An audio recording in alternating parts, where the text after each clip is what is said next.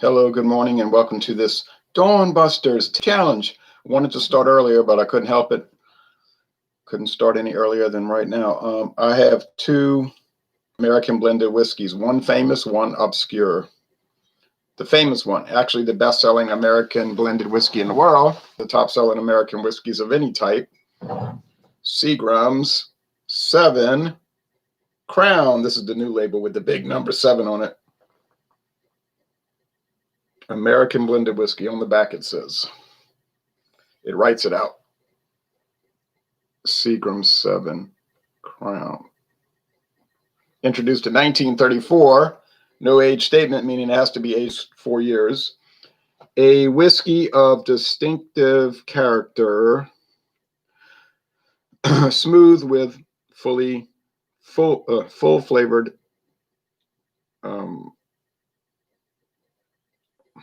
I'm trying to read this in the dark because it's dawn, but it ain't really dawn.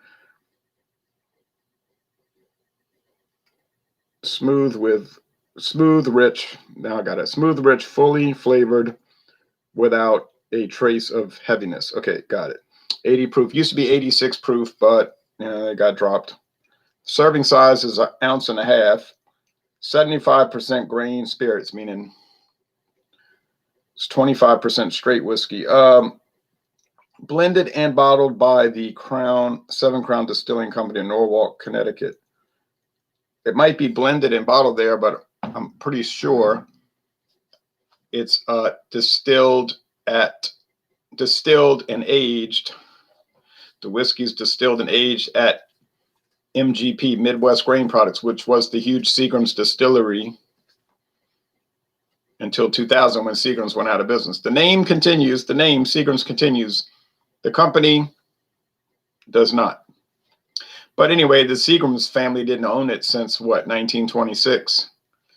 They sold out 1926 to Bronfen, the Bronfen family, and they kept it for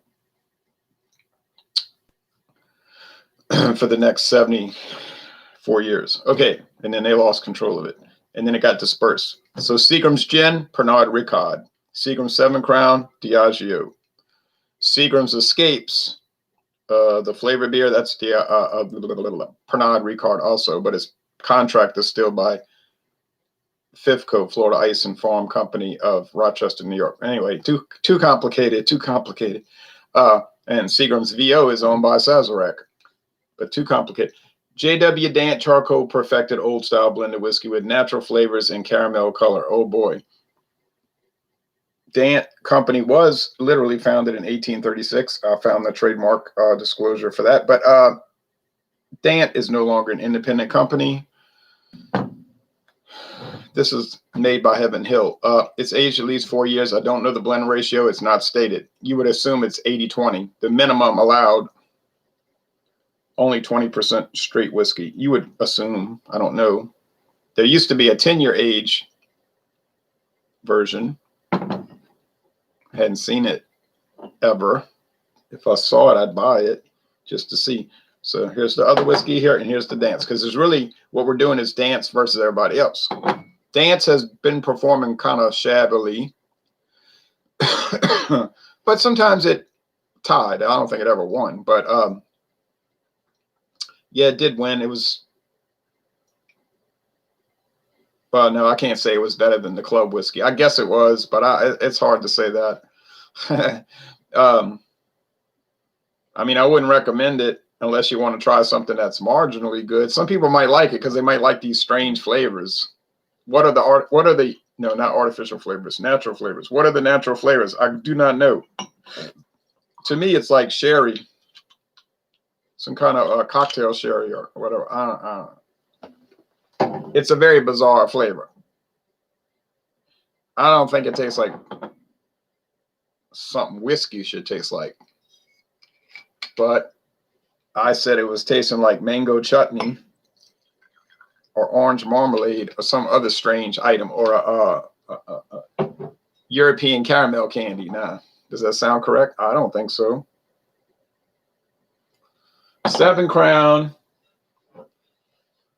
It's in a brown bottle. Most of these are in clear bottles, but brown is better. It protects the whiskey from light. Light can damage it. Not as easy as beer. I mean, it'd be difficult for the light to damage it, but it could, because some of these liquor stores will leave it out in the light for days, months, weeks.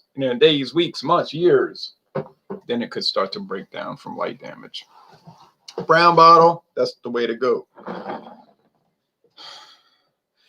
Seagram 7 Crown run you about $15 a bottle. Yeah, you might find it on sale for $13, I guess. It's possible.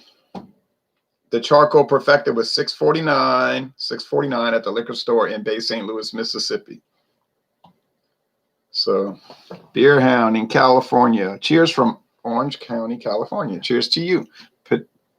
Partusius Maximus. 7 kills all the charcoal. Unfair fight. I think it will be a very unfair fight. It should be. I'm paying $15 versus $6.49. It better be unfair. They're both caramel color. I mean, they're both basically the same color. So could they be colored with caramel? Well, we know the Dant is. What about the Seagrams? Yeah, it could be. Doesn't say on the label. It doesn't have to. It's not required. Read your regs. Look at the United States Tax and Trade Bureau website. It says coloring is allowed. And then it says disclosure, not required. If you put it, you're doing it as a service, not as a legal requirement. So at least Dance does that. At least they're telling you, yeah, it's got caramel color. It ain't really this dark. Because if you didn't add the caramel, it would be washed out and straw colored like the King Square that I bought in Texas. Well, actually, to me, that looks more accurate like a whiskey. When I see King Square, it looks more like, in my thinking of what whiskey looks like, and those little westerns. Of course, they were drinking iced tea usually, but that, I guess they call it prop whiskey. But it's like straw color, not this. Even as a child, I remember whiskey seemed like it was more straw colored. Could be some confused thinking, but I don't. This real dark caramel, it doesn't look right. Dant can't compare. I can't stand gin, says Ma the meatloaf. Ma the meatloaf. Gin, I don't mind it, but I don't really care for it. It doesn't bother me. My daughter is a big gin fan. She's always drinking gin this, gin that, gin everything. And she'll get me to sample some, and they're good, but I just don't want to mess with it. I don't want to mess with it.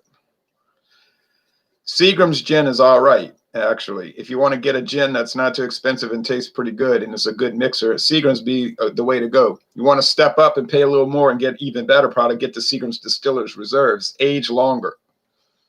Yeah, that's a much better product. Well, then Seagram's has all these flavored gins. That's becoming so popular now. Pre-mixed, it's pre-mixed. If I drink gin, it has to be mixed. Try Dogfish Head gins. What? Oh, I hate mixed drinks. Yeah, right. Okay, well, let's get going because I want to watch the news in 10 minutes, 11 minutes. Okay. This smells like, what does this smell like? Man, I hate daylight savings time. It should be daylight already. Somebody was saying, let's just do it now. Do it now during Cocoa V. Just do daylight savings time while nobody's looking. Get rid of it.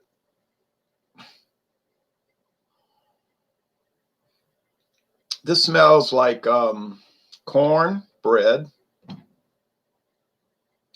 and sour mash corn whiskey. I mean, that's what it smells like. Sour. It's like, how do you describe sour mash to somebody that's never had sour mash whiskey? It's hard. I always tell them, think of a sourdough bagel, which is not really a good example, but I can't think of anything else. Look at the Seagram's website here. Well, you can't see. I can't do screen share anymore on Google Hangouts, but it's saying Seagram 7 Crown Blended Whiskey is an American icon. Well, it is. With a rich heritage. It does have that. A blended American whiskey, Seagram 7 Crown, is carefully blended and aged in oak. Blended and aged in oak. Makes you wonder, did they blend it first then age it? Huh. I don't know. You know, they take the unaged grain spirits and blend it with some straight whiskey. But that just might mean, I don't know what it means. With its smooth, sweet taste and creamy vanilla finish. Seagram 7 Crown. Seagram 7 Crown, approachable and smooth taste profile. See, that's a mistake right there. That's been on here for 2 years. It should be Seagram's 7 Crown, apostrophe S, crowns, approachable and smooth taste profile stands up against today's biggest shot brands. And in its signature drink, the 7 and 7. Yeah. Okay. Then they also make dark honey, the Crown Apple. But I think there's more than the dark honey and the Crown Apple. I'm pretty sure I've seen other flavors besides dark honey and Crown Apple. But I don't drink that flavored whiskey liqueur stuff, so it doesn't matter. But I mean, I think I've seen more than those two. All right. Now let's smell this one over here. This one's throwing me off because they're not smelling too different one from the other. And I thought the Dance was going to have this rush of that strange, whatever that flavor is. But honestly, it smells kind of like the one over here. Just that sourdough bread and corn, sweet corn. Rummy, rummy. Gin rummy. I like gin rummy. But people would get angry when I would play with them. They say I play cutthroat. They say, we just playing for fun. I say, I'm playing to win. I don't play this let's play for fun stuff. I mean, it's fun to me because I'm out there to win. And I don't know, they would say, you play cutthroat. I mean, what is this, a socialist game where everybody gets a prize? So I'm glad I don't play rummy or gin rummy anymore.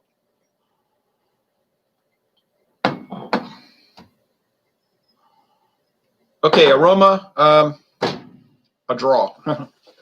Hard to believe, huh? Ha ha ha. Avoid the news, Ron. All lies from the national security deep state. Just drink more Crown. Well, it doesn't bother me because everything they say, I just take the opposite tack, you know. If they say, this man is terrible, he's a horrible person, I figure he's probably okay. Okay,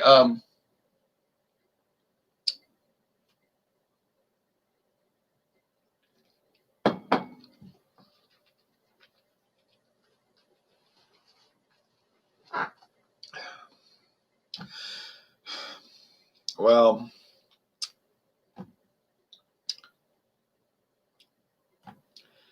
it's just like I said, sweet corn, some wood,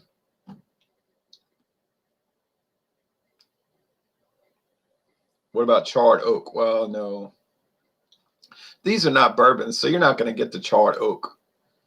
Forget it. Now, some people would say, yay, because they can't stand bourbon for that reason. I know people, that you tell them bourbon, ugh.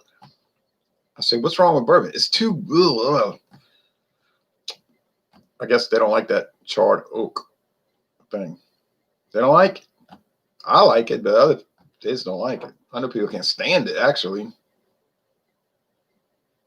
But whatever, personal preference, it's not like a scientific fact. You know, it's not like, well, 2 + 2 is always 4. Yeah, but drinking whatever you want to drink is always what you want to drink, not some kind of like rule.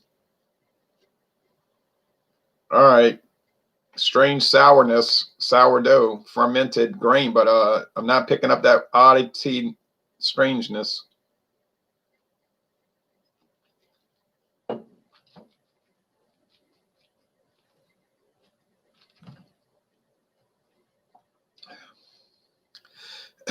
Can't ever really taste it till it goes down. The backwash, you know. Oh, yeah, that gave me the willies. But I guess that's the charcoal perfected. Strange, though. When I first tried it, I liked it all right. Then I started doing taste challenges, and it was ghastly. You know, it was like the worst thing ever. And then I kept drinking it. to say tasting it, I had flattened the curve, and then it started coming back. There was more outbreaks of flavor. And I started saying, oh, maybe it's not so bad. I don't know, overreacted or something. So you say your palate adjusted to it. You got used to it. Get over it. It's not that complex. Okay, I get it. All right, it's not that complicated, but it was complicated to me. All right, complicated to me. Safari. What are you talking about? Sweet corn sounds like, I don't know what y'all are talking about. All right, anyway, this is a serious taste challenge. It's not some like off the wall craziness.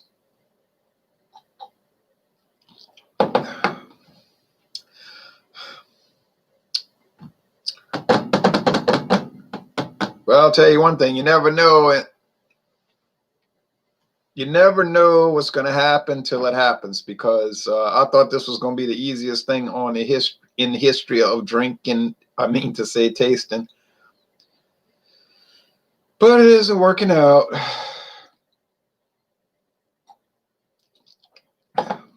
Now you might say, well, if you hadn't eaten all those scrambled eggs and corned beef hash for breakfast, it wouldn't be like, that's got nothing to do with it. I eat all that kind of stuff every week, and it doesn't impact it. It's the whiskey against the whiskey now. That is the case that they gave me.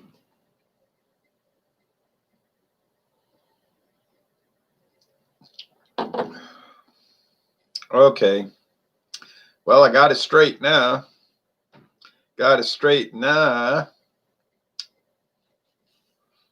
deceptive, though.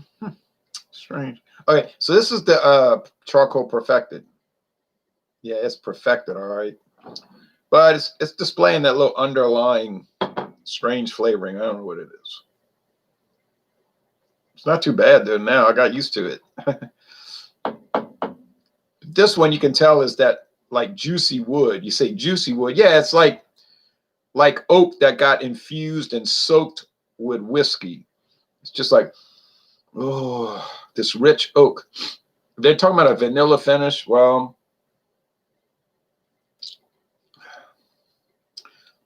it kind of has that. Yeah, this is the 7 Crown. It's smoother. It's cleaner. It's more like authentic. You know what I'm saying? Like, I don't think they add flavorings to it. They might add blending sherry. They're allowed to, but I just get the feeling like the Beatles, a feeling down inside. Oh yeah, I just get a feeling that they don't add flavoring. That it's just corn, and then 75% grain neutral spirits. Corn bourbon. You know what I'm saying? Bourbon, like, so maybe like mostly corn. The whole thing is corn with a little bit of wheat, a little bit of rye. And that's it. Big Star, how do you like that chocolate stout by Founders with the white baby on the bottle eating out of a bowl? I have a bottle in my fridge. The breakfast stout. I knew a girl. Oh, okay. All right. Ha ha ha. Ha ha ha. All right. So this is the Seagram 7 Crown. It's winning, but it isn't running away with the show like I thought. It's still worth worth more money, but I wouldn't overplay it. All right, so it's not going to say CP. If it says CP, then we got a real problem on our hands. Now, it's the Seagrams. Well, Seagrams wins, but not really as convincingly as I had first believed. So you never know till you do the taste challenge. I guess that's what you learn. Now, yeah, the Escapes. That's a Seagram's brand, but it's actually owned by a different company, not Diageo. It's owned by Pernod Ricard. But anyway, I'm going to watch the news. Tomorrow we're going into the Canadian Whiskey Taste Challenge for about 2 weeks. Yes, good idea, Vic Star. Thank you very much for y'all's support. Y'all take care. Canadian Whiskey starts tomorrow for the next 2 weeks. Very exciting. Thank you. Well, charcoal perfected. Good riddance for now.